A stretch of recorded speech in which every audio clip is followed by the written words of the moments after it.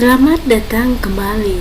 Kali ini kita akan melanjutkan pelajaran mengenai sistem gerak pada makhluk hidup.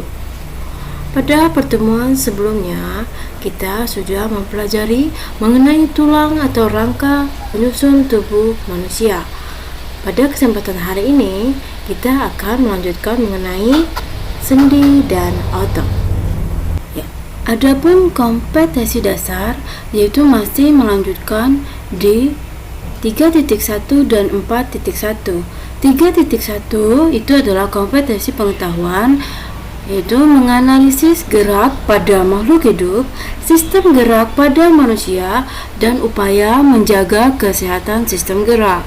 Untuk kompetensi keterampilan yaitu menyajikan karya tentang berbagai gangguan pada sistem gerak serta upaya menjaga kesehatan sistem gerak manusia.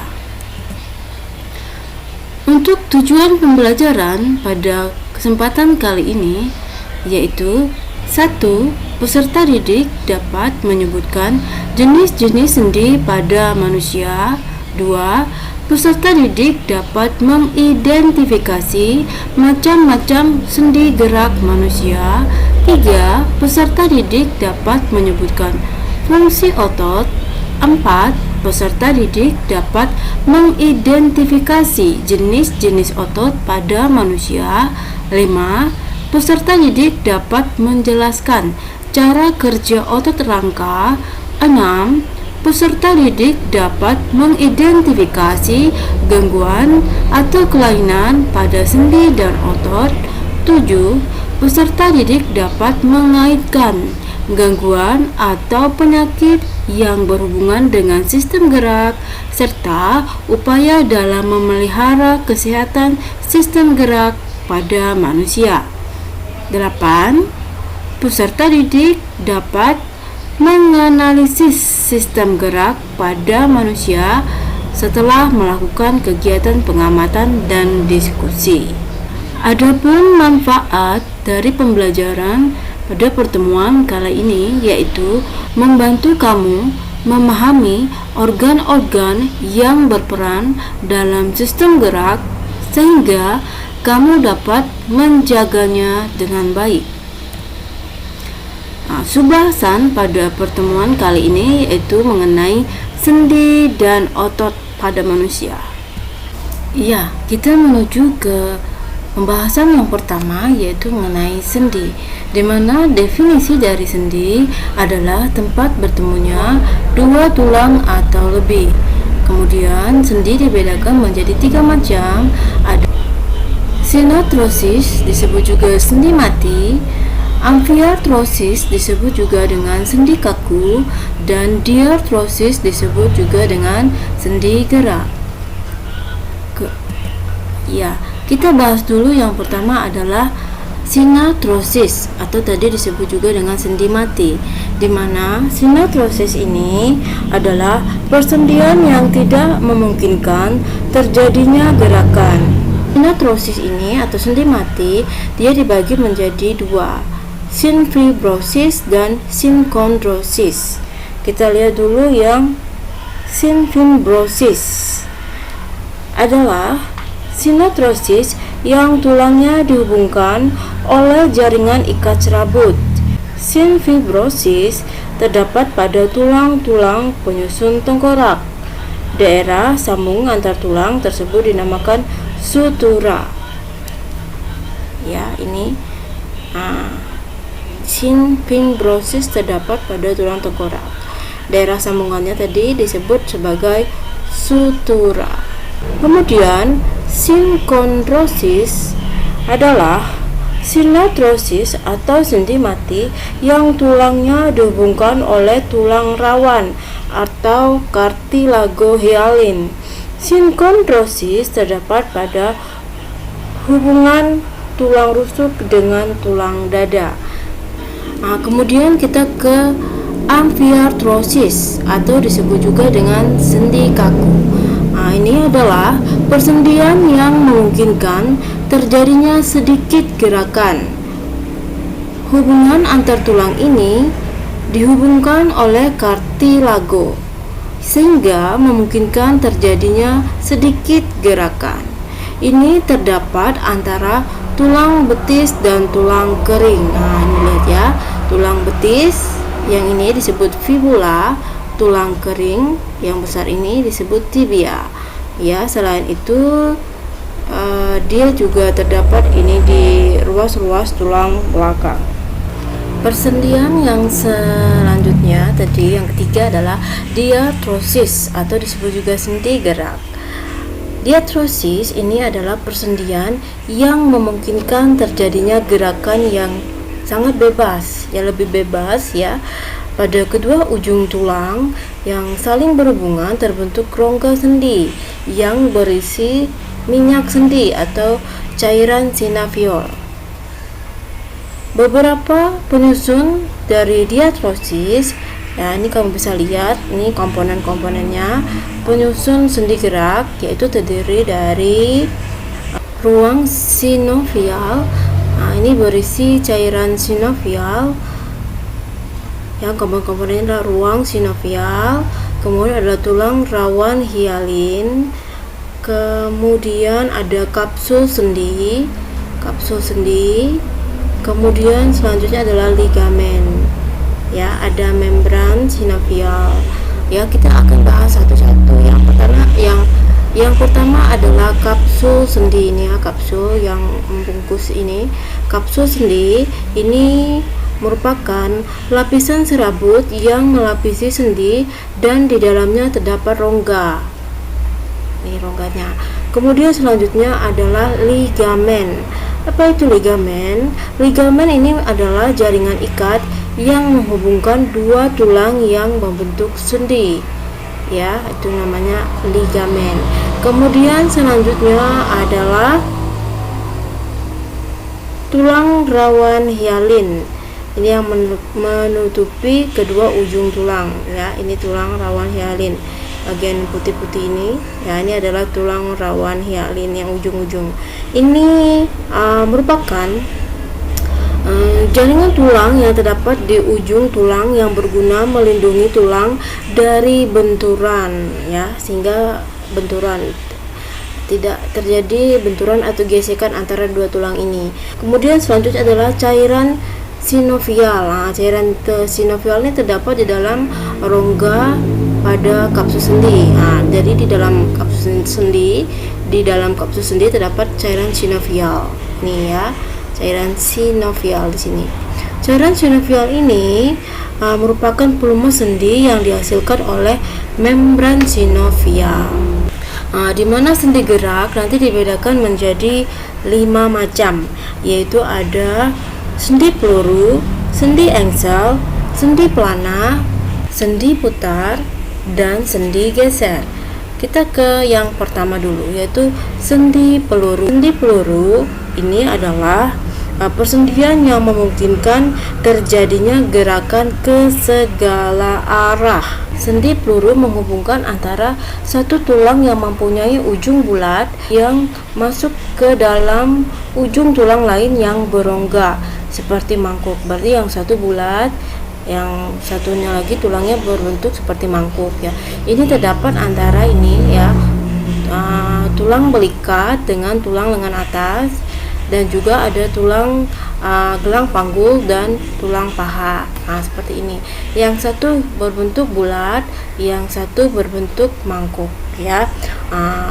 Jenis sendi yang seperti ini akan memungkinkan terjadinya gerakan ke segala arah. Selanjutnya adalah sendi engsel. Sendi engsel ini mempunyai gerakan satu arah. Ada yang ke depan dan ada yang ke belakang seperti pintu engsel. Contoh sendi engsel antara lain adalah siku dan lutut. Ini adalah berarti pada siku ya, siku tangan. Ini yaitu hubungan antara tulang lengan atas ya dan tulang belang hasta.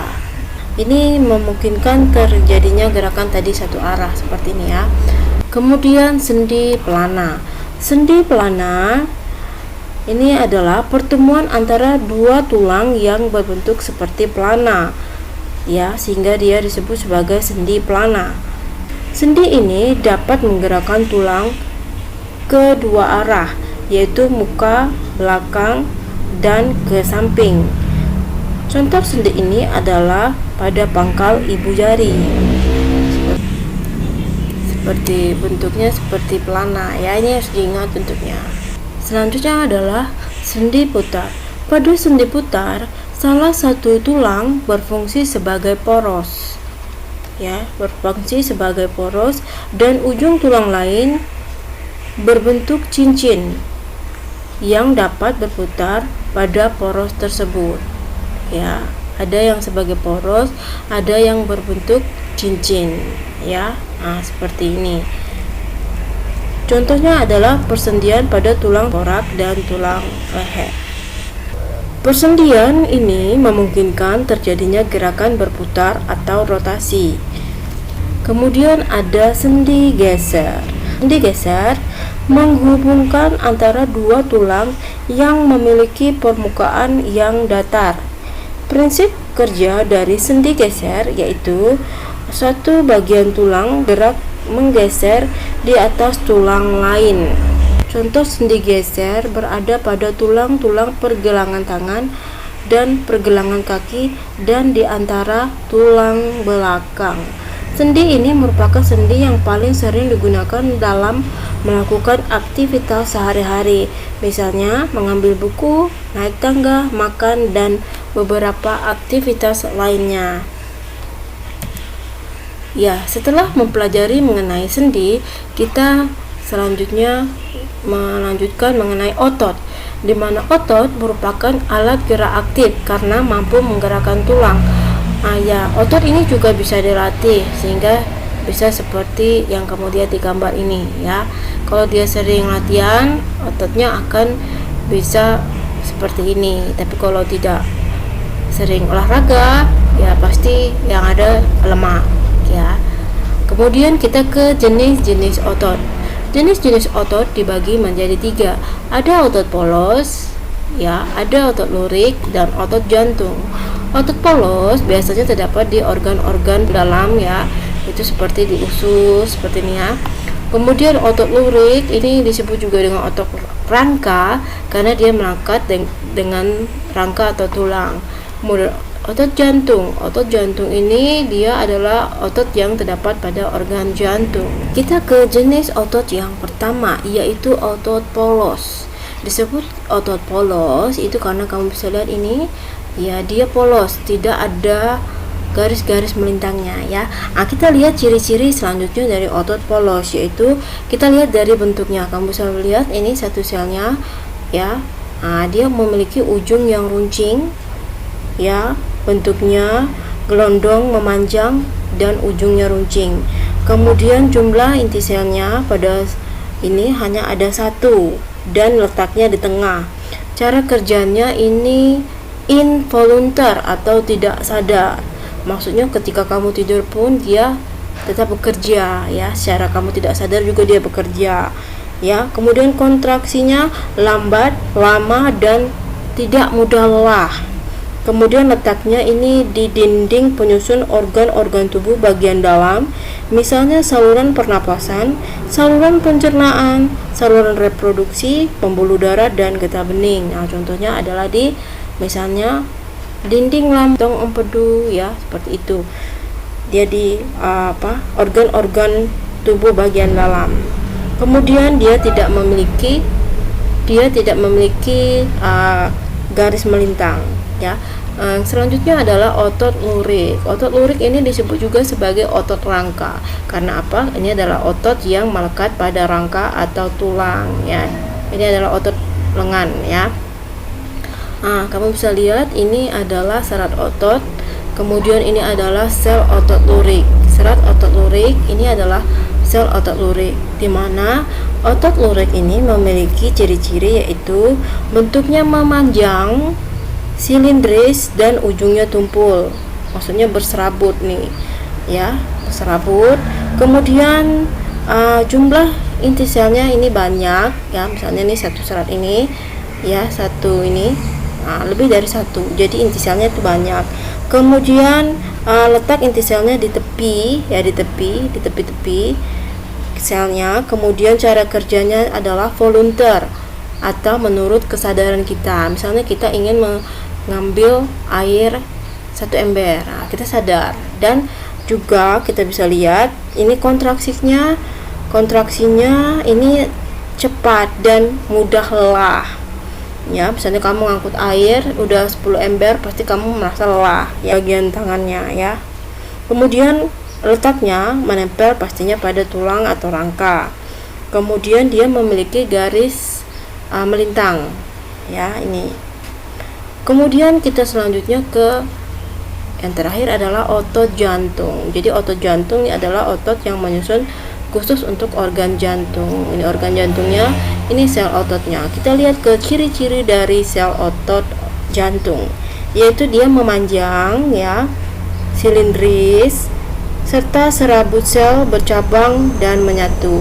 Nah, ada cabang, kemudian nanti menyatu lagi seperti itu. Kemudian dia letak inti selnya di tengah-tengah ya.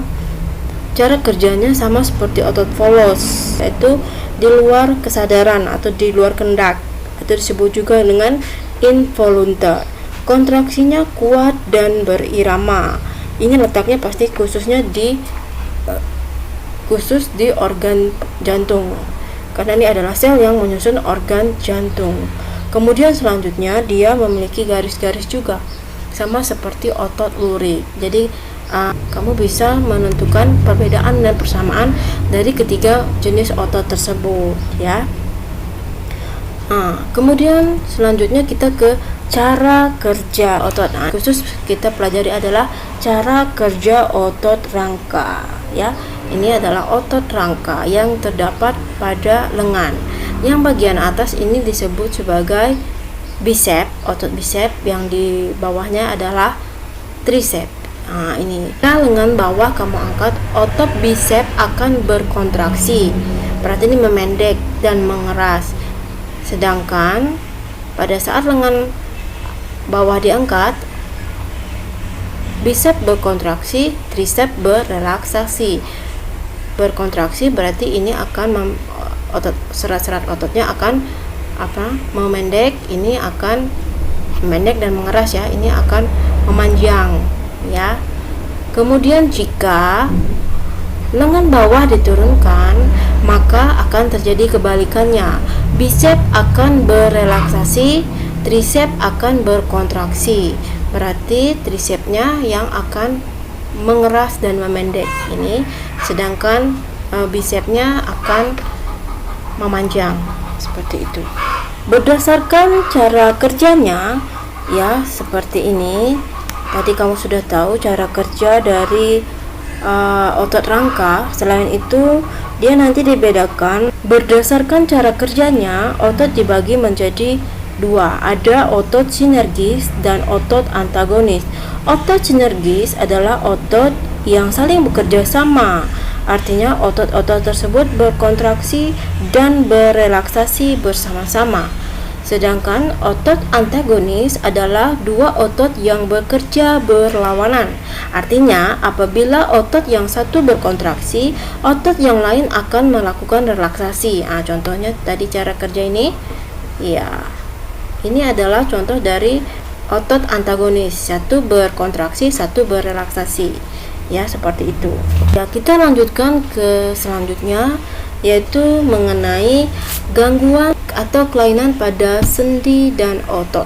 Kita lihat dulu gangguan dan kelainan pada sendi.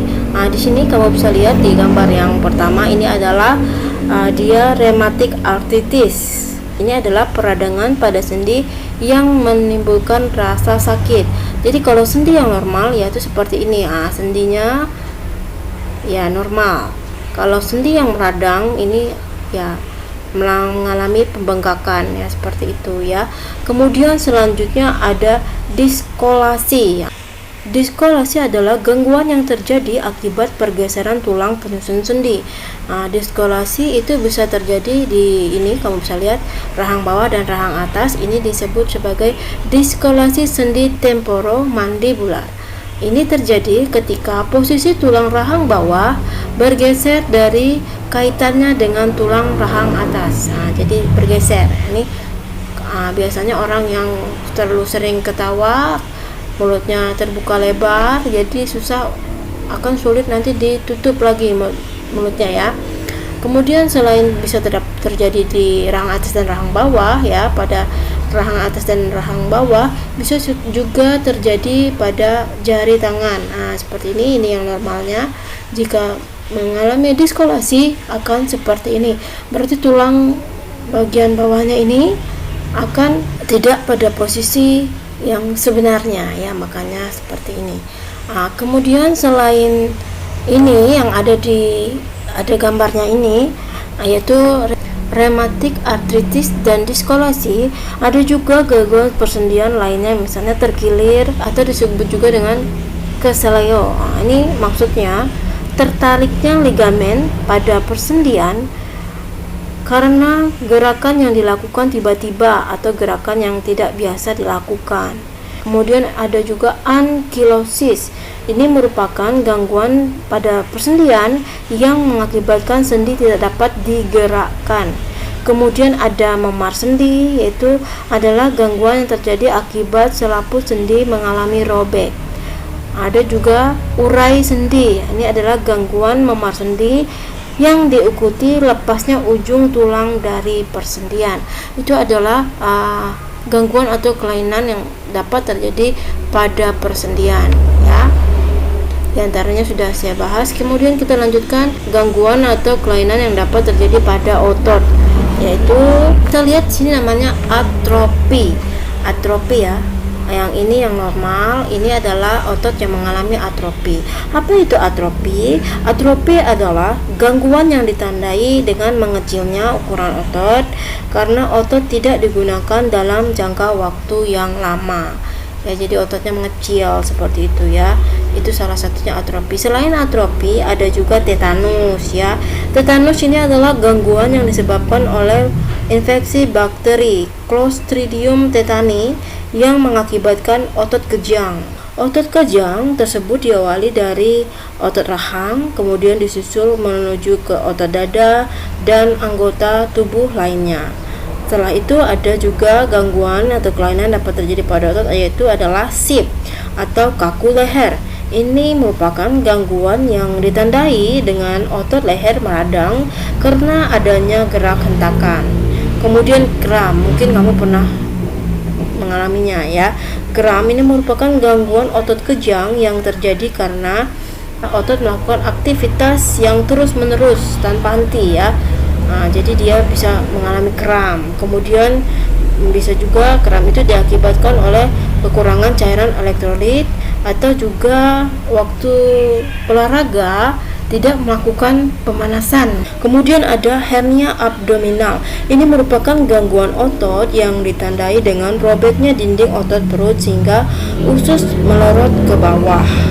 Selanjutnya adalah yang gangguan atau kelainan pada otot, yaitu polio ya.